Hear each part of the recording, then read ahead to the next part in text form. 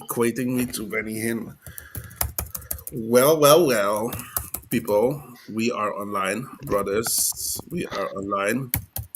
So I hope everybody is hearing us well. Four brothers here. I think for me, this is the first that we are with this many people online at the same time to have restoration talks. I hope people are tuning in at home as well. I'm sitting here with some giants. Before you guys, before we went online, I heard people talking about monies. It's not small monies. People are talking about entrepreneurship. We are talking. I think all three of you guys are actually doing something with IT, right? Yeah. Yeah, man. Yeah, Yes. but money only all three IT, but only Joshua has money. So Yeah. yeah, only Joshua has heavy money. So Heavy. That is how rich people talk. Eh?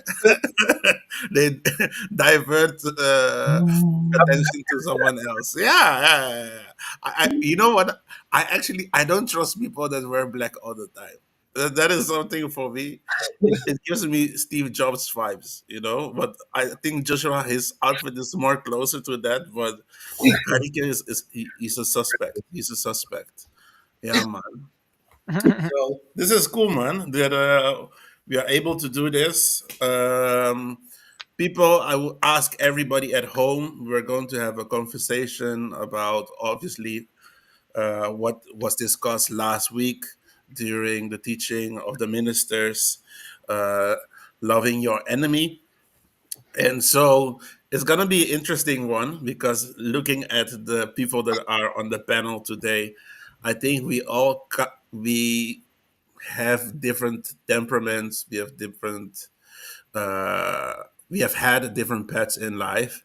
So I think we are going to be able to tackle this subject from different angles. So I hope everybody is sharing this link. I just spoke with the guys as well. I need at least I need enough people to be watching this.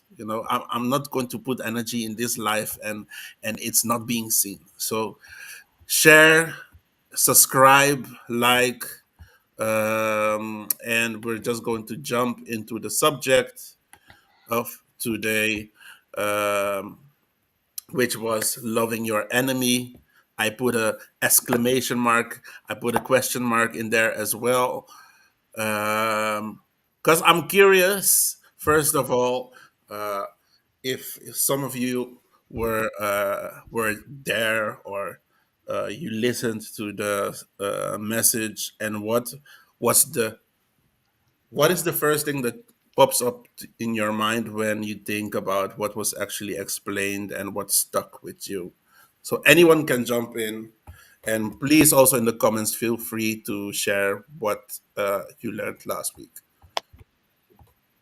Um, I for me, it was mostly about the story of Joseph.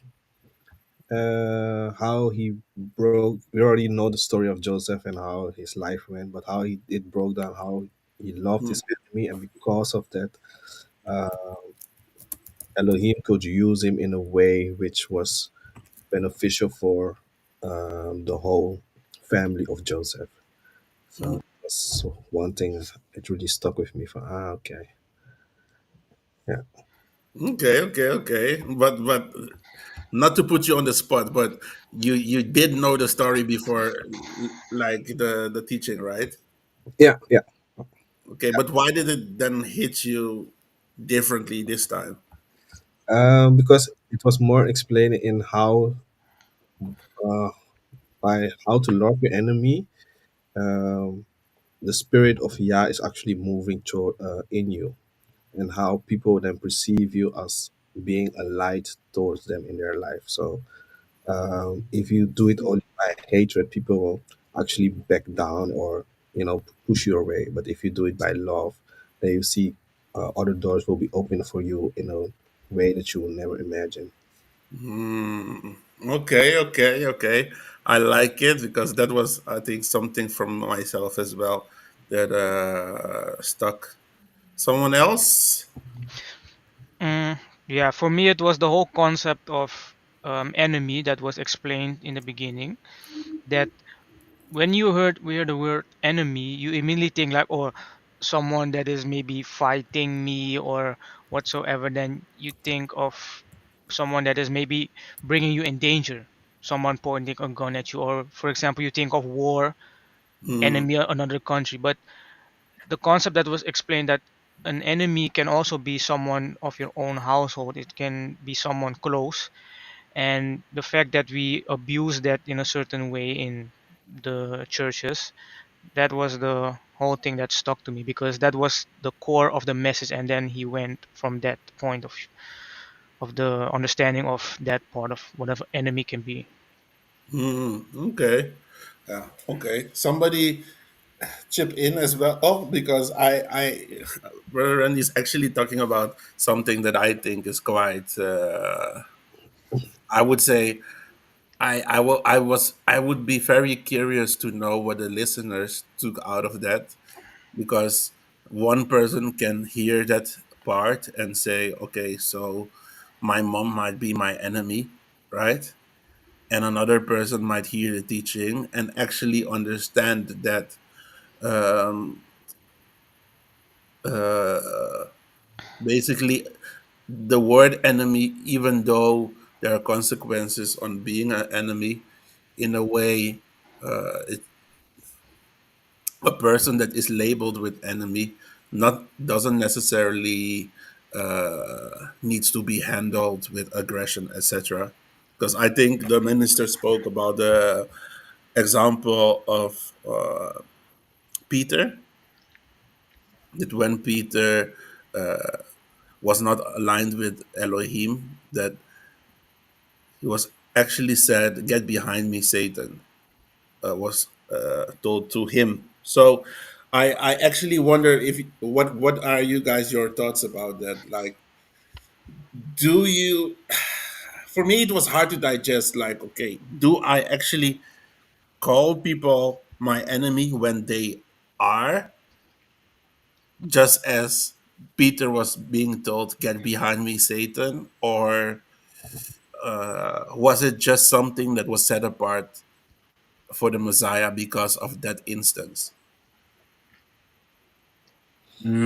Yeah, and I definitely think that you do not call people quote unquote an enemy, Mm, especially not in the context of the teaching that the minister um, taught, right? yeah, Because one of the definitions that I think Rani was talking about is that enemy, especially in the New Testament, refers to someone who is in enmity with Elohim by reason of living in sin, for example. yeah, When you look at it from that perspective, you realize that it doesn't make sense to, let's say, treat someone with animosity or badly because he's an enemy of Yah, because you were the same individual, right? You also maybe are still an enemy to Yah because you yeah, yourself can identify a part of your life that you might be living contrary to Yah's will or Yah's yeah, commandments, right? So yeah, as far as lies in your capacity, I would say, yeah, if someone is an enemy to Yah, that is between him and Yah, and what you can do is be an example, try to be a light, and most importantly, pray for that individual that Yah may guide them towards a friendship instead of being an enemy of Yah. yeah. So that is, yeah, how I see it. Hmm. But then the like what happened with Paul with sorry Peter? How how do we contextualize that it was actually being said right to him? He was actually I would say pronounced a Satan at that moment, right? Because I was thinking about sometimes you see those YouTube videos, right, where a pastor he would just walk towards somebody and call the person a witch, or uh, yeah, will call somebody a devil, or and you're like, this is rubbish, right? He's I do. destroying somebody's reputation. He's destroying somebody's, you know, even relationships. Because if I hear this sister in church, she's a devil, and it's being proclaimed by pastor. For me, I'm like, I don't know if even if I don't trust, if I don't believe it 100%, I will start doubting if I should hang around with you. So how do we go about that? I think that many people in church or in Christianity romanticize the Bible too much, right? Mm, If you look at how, for example, the Messiah judged people, if you would do that in this generation, they would say that you are too harsh of a preacher. But it is the Messiah himself. yeah. He did not only call Peter Satan, literally. For example, John the Baptist also called other people vipers and snakes, for Mm, example. yeah. Imagine a pastor in a large assembly standing before many people and is calling them Satan and snakes, Mm, right? It doesn't mean that it's false, it's a way of speaking, it's just a harsh way of judging people, not to judge to condemn, but to judge for self awareness of who mm, you are at that moment, yeah. right? So yeah, I think if it needs to be done, it needs to be done. But in this generation, it's really difficult to approach people in that way. Hey. You have become soft, eh? Yeah, Yeah, but yeah, that is yeah. what I was hearing. That was what I was hearing. Yeah. Brother Joshua, like, do you agree that we have to take this? Because for me, it's sounding like we need to take a more soft approach because of the times that we're living in. And if I look at a person like Gino Jennings, I see that there is a big part of people that actually is attracted to that harsh way of being told the reality, because in a way we are being starved of that. Everything is being sugar coated right now. I For me, an example is a lot of places people will be, you can't body shame, you can't do this or you can't do that. And when I get home to my parents' house, my father will be like, "Oh, you're getting fat. You should stop eating cheese and butter." And even if I get so annoyed by it, at the same time, it does trigger me that I should do something about it. So how do you guys look at it? Should we approach uh, this enemy that we sometimes are, or that's other people's are, in a soft manner, or should there be room for people to rebuke us and Oh. call us a Satan, or call us an enemy or whatnot? Yeah, I think it should be done. But again, the times that we are living in, people have become, they don't have, who said that? Thick They don't, skin. yeah, they don't have a thick skin anymore. Mm, So you either lose them than win them when you speak harsh. That's the thing I feel like it's going to happen if you do that. So you have to find a balance, like, you know, you, how do you say that? You just you say something, it may be harsh, but then you immediately soften it up. Like, mm, you give them a balance. You just say rough things and you please like a rough man, and then that's how you end your preaching. It won't work. So you have to sometimes say certain things and then you can end with, but this is the love in it, so mm. that people can end up with a, you know what, a positive message. That's Yeah. how I It, view it.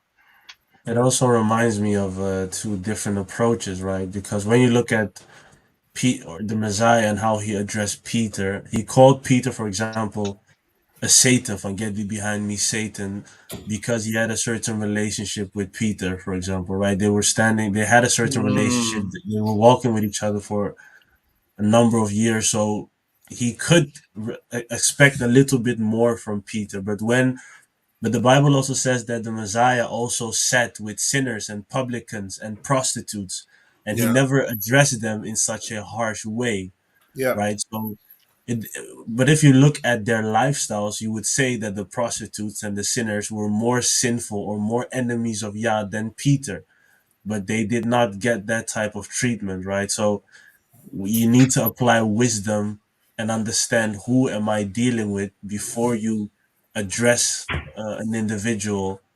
in that scenario, right? So I think that also plays a role with how we approach each other. Yeah.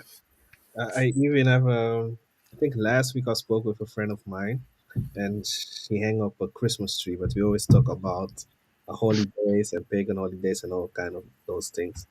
So I just told her straight from, you know what you're doing is sinful, you know. And then she said, yeah, I know. And then we laugh it off, and she said, yeah, because of my child and all those kind of things. But uh, I was trying to correct her in a way that she understood that what she's doing is not wrong, but still in a way that she could accept it. So I think the delivery part is in this case more important. Like Enrique said, that the relationship which you have with someone can influence how you speak to that person. yeah, yeah. I actually agree with you guys because uh, I always used to tell people that the closer you are as a friend of mine, the harsher I will be able to speak to you. So when I always laugh with you and I never correct you or I never speak harshly, then in general you can know that we're not close because even may sound strange, but the consequences of you not aligning yourself with, I would say, my morals or whatnot are smaller if you're somebody distant. If you're a colleague of mine and in the weekend uh, you drink and you do all kinds of crazy things, even if I don't agree, it's your life. But if you are my brother, if you are my mother, if you are my friend, then the consequences of you being close to me are much different. So I do think that that is indeed something that I myself and others as well can keep in mind. That I think yeah, there's even scripture about it, about Elohim chastising those that He loves. So I think that is something that we should keep in mind. Actually, how you, it's kind of almost opposite of how the world goes about things, right? They hate their enemies and I would say show them no mercy, and their friends they abstain from telling their friends certain truths. I wouldn't say everybody in the world, because to be honest, I think in general, especially with men, I see that in general men are very real to each other. But You wait, you don't know, You man, don't you don't know. know, you don't know, man, you don't know. Yeah, what, you you would have a hope story so, you for would us? hope so, you would hope so, but op deze aarde, I should say in Dutch, as they say in Dutch, op deze aarde, no, you never know. But yeah, you can continue your point, but it's not easy to be straight. Yeah, well, It's yeah. not easy. But that maybe okay. Let's say, because I actually don't have a lot of experience with having friends that are not like believers, etc. Except for maybe some guys from school or something. So that was my perspective. But in any case, even the people that I, yeah, but they're all like church people and stuff. So at least that is from outside looking in. I do see that guys, if they're really guys, if they're really friends, because for me, people are not, I don't label people as friends easily. So if I feel like people are really friends, then in general I see them being truthful about it. But I see you have some other experiences, so I will leave. No, not necessarily experiences, but it's just I think Minister Shambhu, Minister Chris did a teaching. But this is a bit off topic, Yeah. but he did a teaching once when we were dealing with the men, and he was talking about how people generally respond when you ask them how they are. Mm, In het Nederlands you say hoe gaat het, or in English you say how are you. How many of your male friends are actually telling you how they are doing, like what is really going on with them? It's not necessarily that they want to lie to you or something, but mm, to be truthful and open, it's difficult. That's more my point. It's not necessarily that they want to lie, but it's not that easy to really open up and be straight and be transparent. But that's another topic. But I just, yeah, it just triggered me what you said. triggered there. Yes. Randy. I have I don't know if we're finished with this topic because I have a question about something else that I wanted to bring in. Okay. And it's about because we're speaking about the topic loving your enemy, right?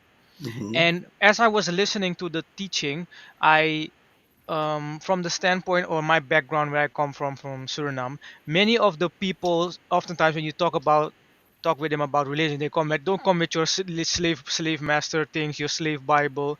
So and or those Mm, kinds of statements like it's written by the white man and blah blah blah. yeah, So yeah. I would like to see what you guys' standpoint is when they talk about verses like love your enemy, slaves be obedient to your masters, because in such a situation, the slave master is Mm. your enemy.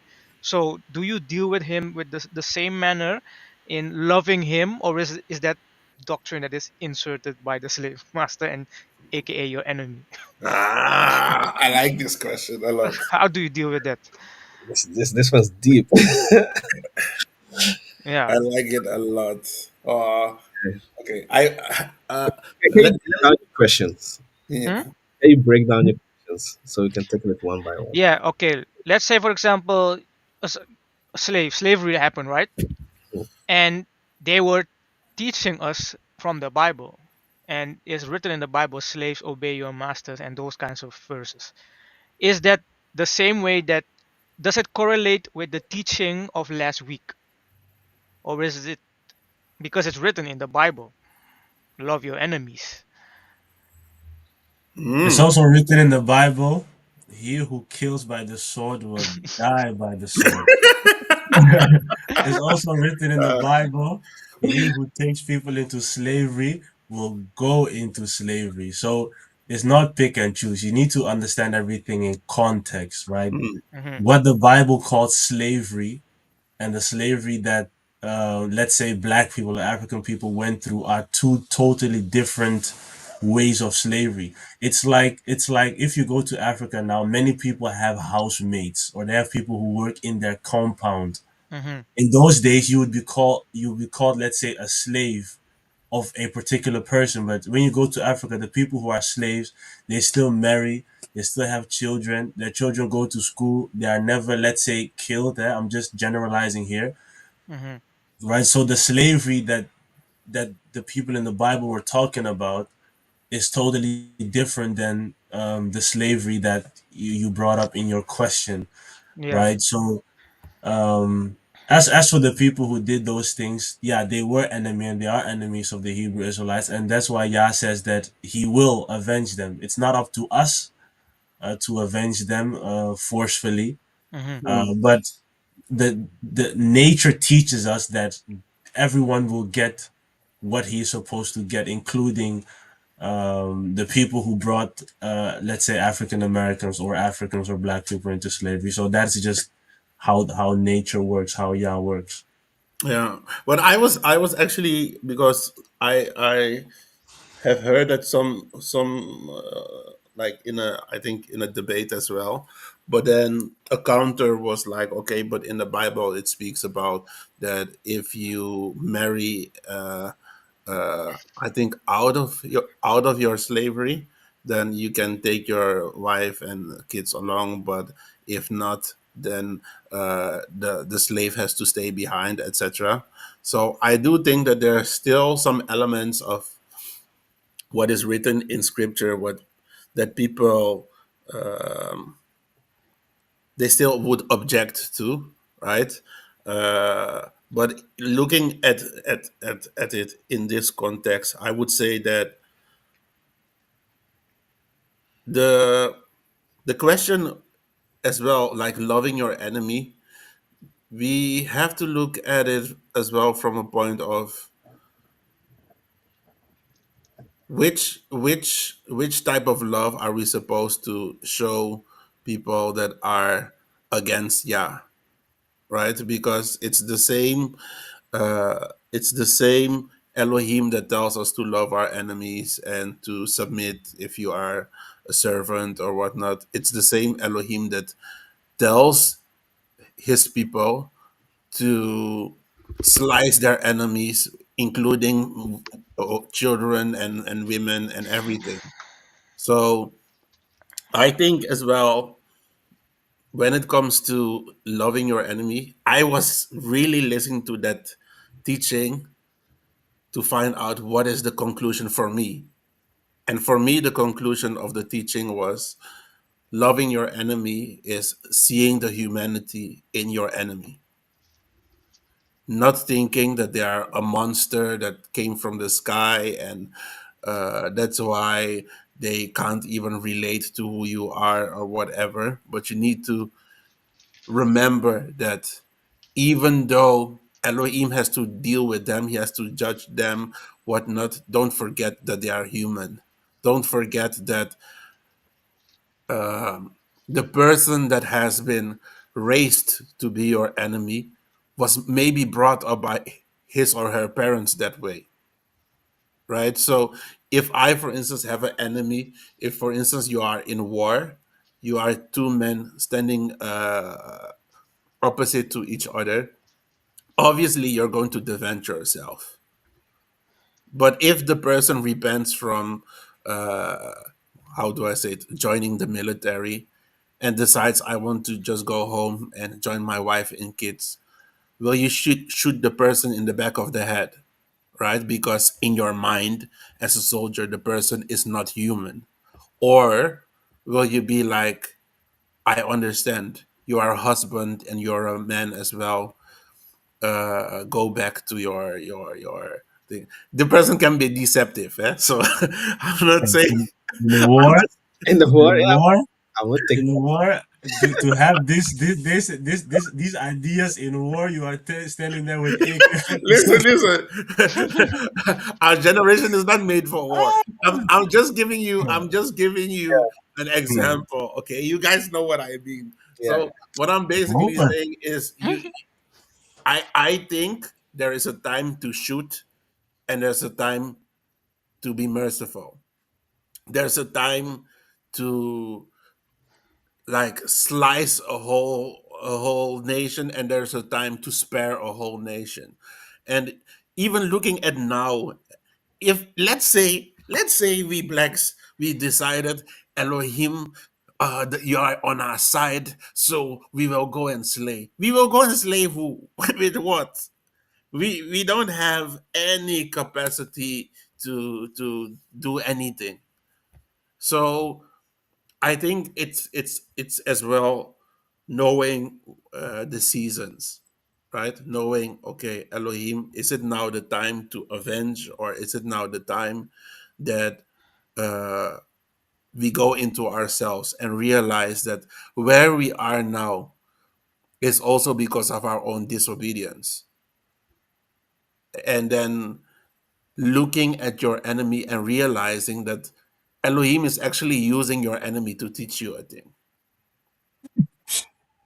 Elohim is actually using your enemy to make you stronger. He's he's using them to make you repent.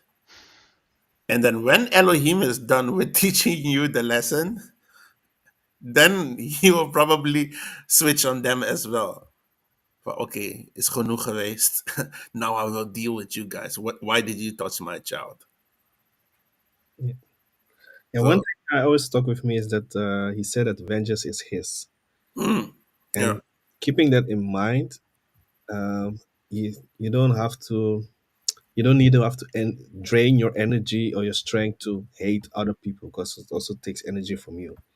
So you Mm, just focus on being a good, righteous person to each another, knowing that if they have done you wrong, Elohim will still take care of it. I think that's also give a type of peace of mind which will help you in life. yeah. Oh, yeah, crazy. Because I think even with that, like, part of peace of mind that you are talking about, um in, like, because I think in the teaching we could hear that we are basically surrounded by our enemies. Okay. Because everybody could be your enemy, right? But it could be outside, and even it could be within. I think that was something I was thinking about as well. So I just wrote something down before we end. I was wondering, actually, it's very controversial written question, but should I invite my enemy for tea? which I In which I mean, how close should we be with our enemies if we don't if we desire to be loving towards them? So how far can we go? Do we invite them into our house? Do we fraternize with them? Do we get drinks with them after work? Do we I how yeah, I don't think that you value your own life if you if you want to drink the soup of the person you call your enemy, right? So I think there's a proverb somewhere that says that do not when your enemy presents you something to eat, something like that, do not eat it because Hmm. something. There's a proverb about it, but I think that the Messiah gave answer to this when he says that love your enemies and pray for them that despitefully use you. I think that he did not give that as an example for nothing, right? He says, "Be wise as serpents, but be blameless as the dove." To be wise as a Hmm. serpent means that you also understand who your enemy is, having the wisdom to understand the distance that you have to keep to a certain person. When you know that a person is, let's say, a drunkard, or when you say that when you know that you have a particular weakness, it is not wisdom to put yourself in a scenario where your weakness can be exploited simply because you want to love your enemy. It is Hmm. more wisdom to guide the conversation or to guide your relationship in such a way that he cannot hurt you, but that you can do good to them, Hmm. right? So if that means that you keep them on a certain distance, so be it. If that means that instead of you going to their house personally to give off something to eat, but instead of you doing it yourself, you send someone else. They're really small things because you know that if I'm at close proximity with this person, something might go wrong. But if I send someone else, we Yeah. both enjoy the benefits of treating each other well, right? So yeah, I think that everything is different. It also depends on who is your enemy. We discussed, for example, that the Bible says your enemies can be those of your own households. That is a different type of enemy than quote unquote the enemy that you see at your working place. So Hmm. that will require a different type of wisdom in how you relate with these individuals, right? But that was just one example. It really depends on who it is and what your relationship is actually. Hmm. Hmm. Hmm. Hmm. Yeah, and to add on that, I agree with what the brother shared, and I usually see it as you just treat them as how do you say it, business wise. Like, for example, you deal with the people at your workplace. the Bible teaches us that an enemy is one that doesn't align with the will of Elohim. So we ourselves are also enemies. So the people at your work, for example, do not do the will of Yah. But do you mistreat them? No, they're still your colleague. You still have to work with them at at a regular basis. So that's the same mindset that you also can treat people around. Example for your family or people on the street. You know they're not maybe doing the will of Elohim, but you treat them as you stay friendly, casual. If someone falls down, you still help them. You just Yeah. show the character of Elohim within you towards them, and then that's how you move on. If you don't have to chill with someone, you don't have the same goals, the same long-term goals. I don't have to chill with you. I'm not going to invite you to my house to discuss what, to do what. So you have to use wisdom and not place yourself in situations that will either make you fall or make you vulnerable to your enemies or to things that maybe shouldn't happen. Mm. So be wise, just as the brother said, as a snake, but harmless as a dove. I love it. I love it. Okay, brother Josh, what is your 2 cents on this? I would agree with both the brothers on this one. I actually have one friend who is, falling for the same sex, and I usually hang out with him and all. But I realize that by hanging out with those type of people, they're trying to draw you near into what they are doing. So yeah, when I realized that, I thought, let me take my distance. I still show you love and all those kind of things, but it's not where I want to be. So I definitely agree with what the brothers are saying, that um, you can still show love, but do it on a distance way, so that they can still see the good in you and with what Yah has prepared in your life. So yeah. Yeah, yeah. I think all of us know, like, at least my parents, they always came with what is it? Uh, bad friends corrupt good manners. So even in the people that are friends, or I would say that are acquainted to us, we need to be very conscious about how much we allow people in our lives. How the more, I would say, we're the enemy. I do know that some people say keep your friends close and your enemies closer. I see that more as observe your friends and observe your enemies more, just to make sure that you are in there's enough distance between the two of you, just in case they might try something that you are able to see it coming. So I am grateful that we could have this conversation. Before we leave, I always try to leave the listeners with a nugget of something very short. So I would like one sentence of all of us, okay, of how would you treat an enemy of yours that you cannot cut out of your life? And it needs to be practical. So I don't want to hear, I would love them, but from a distance, or I need something practical. So an example for me would be if you were a family member, but that is against whatever, let's say, whatever I stand for, I would I would see you at family parties, etc. And if I knew there was something wrong with you, I would give you a call, but I would never initiate a conversation just to know how you're doing. What type of love is that? Hmm? Yeah, Hmm? yeah, that it might be strange, Hmm? but you know, sometimes you know that this person, anything you will tell this person, it will be twisted in a negative way. right? So sometimes there are just certain people in your life you should minimize the amount of ammo that they have.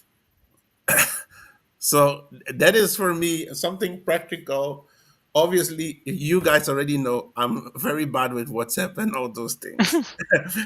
So if I have energy to text or call somebody, and you are somebody, I would say you are an enemy of my progress. If something is going well in my life, I won't let you know. And if something is going bad in my life, I won't let you know either. And if you will ask me how am I doing, I will tell you life is life. I won't tell you it's good, it's bad. Like before we started this call, people will ask me, "Hey, how are you doing? How are your kids?" I will just share my thing. But if I know this person, nee, life is life, man. I'll ask you, "Hoe gaat met jou?" Just switch. I don't want you to know anything. So okay, something practical from you guys as well that people at home can use. Who's first?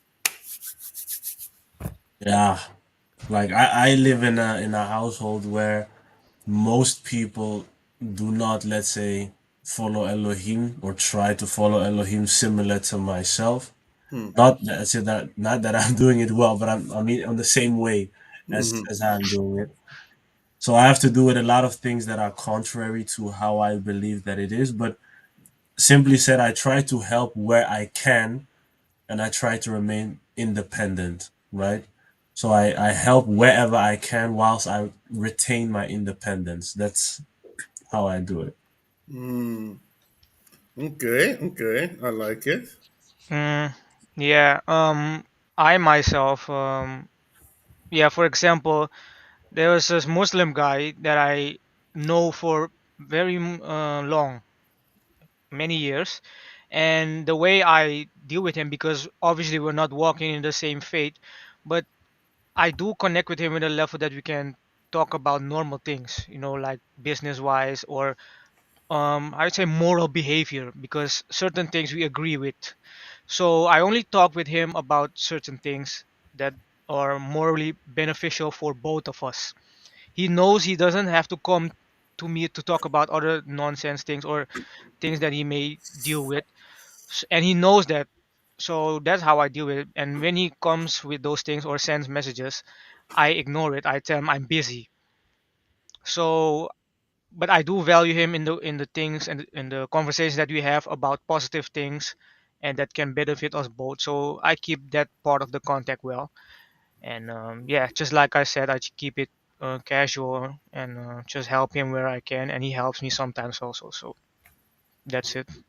Nice, nice. Yeah. Um, I think my approach is what is more difficult in the sense of um, I'm always open to have a conversation with anyone, everyone. And what I mean by that is that if you have an issue or you want some, I will give you an explanation, mostly but based upon scriptures as far as I can. Um, and that is then my type of love giving to you. So I wouldn't ask the same thing from you because I have my own brothers and brothers where I can turn to if I have my own issues. But if you have a need or anything in that case, then yeah, I will provide it if I can. Okay, okay, okay. Nice, nice. Uh, I think I one last also from my part right. a Yeah.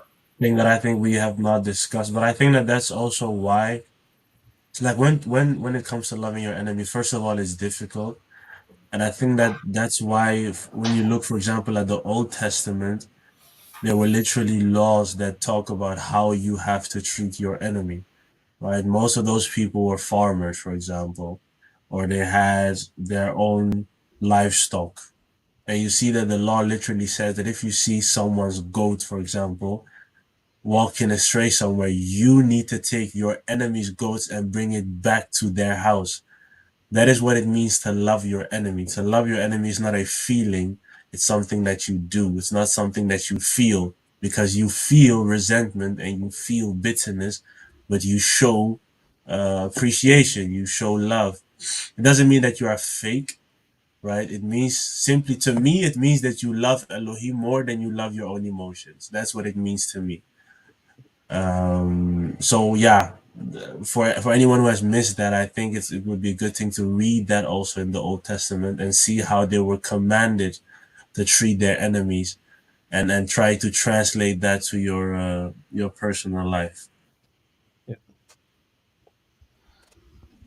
I love it. I love it. I'm going to write this one down. Loving your enemy is returning your enemy's goat. This should be an African proverb. I love To write down, Uh, this could be a Nigerian proverb. yeah, I love this. I love this. Okay, so this is, I think, a beautiful way to end this session. So, guys, I hope that you have enjoyed what we have shared tonight. I hope that the people that didn't listen to last week's show are going to listen. And tomorrow, obviously, we have a new show coming up, a new teaching coming up. Please do tune in, do listen. And yeah, be blessed. Shalom, shalom. Happy Sabbath, and see you soon. Allah. Cheers.